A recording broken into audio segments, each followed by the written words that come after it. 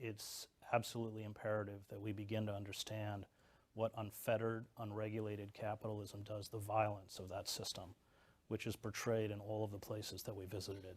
These are sacrifice zones, areas that have been destroyed for quarterly profit, and we're talking about environmentally destroyed, communities destroyed, human beings destroyed, families destroyed, and because there are no impediments left, these sacrifice zones are just going to spread outward.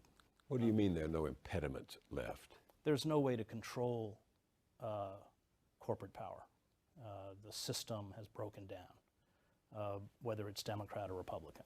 And because of that, we've all become commodities, just as the natural world has become a commodity that is being exploited until it is exhausted or it collapses. You call them sacrifice zones. Right.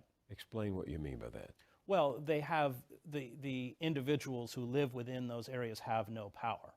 The political system is bought off, the judicial system is bought off, the law enforcement system serves the interests of power. They have been rendered powerless.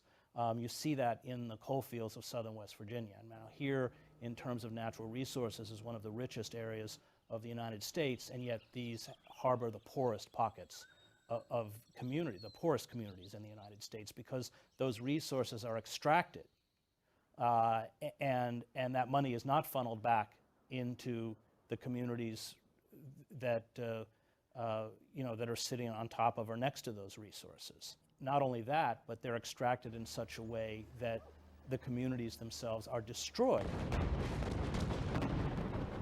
quite literally, because you have not only terrible problems with erosion, because when they do mountaintop removal, they'll use these gigantic bulldozers to push off all the trees and then burn them. And when we flew over the Appalachians, and it's a terrifying experience, because you realize, only then do you realize how vast the devastation is. Just as when we were both in the war in Bosnia, you couldn't grasp the destruction of ethnic cleansing until you actually flew over Bosnia, and village after village after village had been razed and destroyed. And the same was true in the Appalachian Mountains.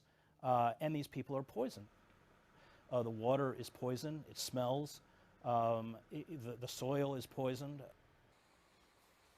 And the people who are making tremendous profits from this don't even live in West Virginia. I think you said something like, while the laws of West Virginia are written by the coal companies, 95% of those coal companies are not in West Virginia. That's right. But they no longer want to dig down for the coal, and so they're blowing the top 400 feet off of mountains, poisoning the air, poisoning the soil, poisoning the water. They use some of the largest machines on Earth, these drag lines, 25 stories tall, that are very efficient in terms of ripping out coal seams. But by the time they've left, there's just a wasteland. Nothing grows. Some of the richest soil, some of the purest water, and these are the headwaters for much of the East Coast. You are rendering the area moonscape. It becomes uninhabitable. And you're destroying, these are the lungs of the eastern seaboard. It's all destroyed and it's not coming back. And that violence is visited on these communities, and you see it played out. I mean, Camden, New Jersey, which is the poorest city per capita in the United States, and always the one or two in terms of the most dangerous, it's a dead city. There's nothing left. There is no employment. Whole blocks are abandoned.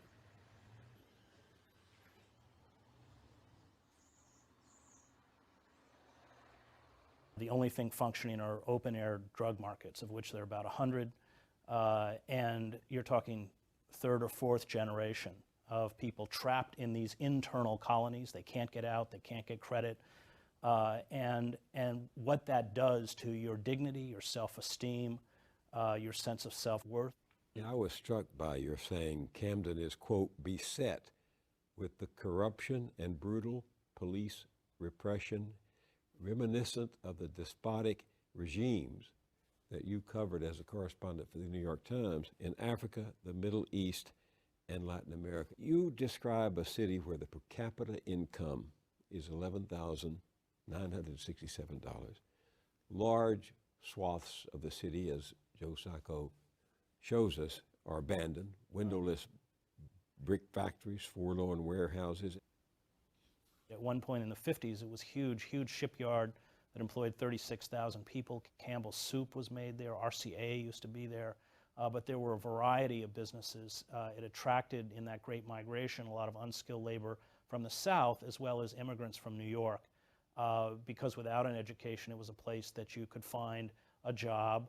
It was unionized, of course, so people had adequate wages and some protection. And then it just, everything went down. With the flight of manufacturing overseas, it's all gone. Nothing remains. It just, and that's why it's such a stark example of what we've done to ourselves without realizing that the manufacturing base of any country is absolutely vital to its health, not only in terms of its economy, but in terms of its you know, the cohesion of its society, because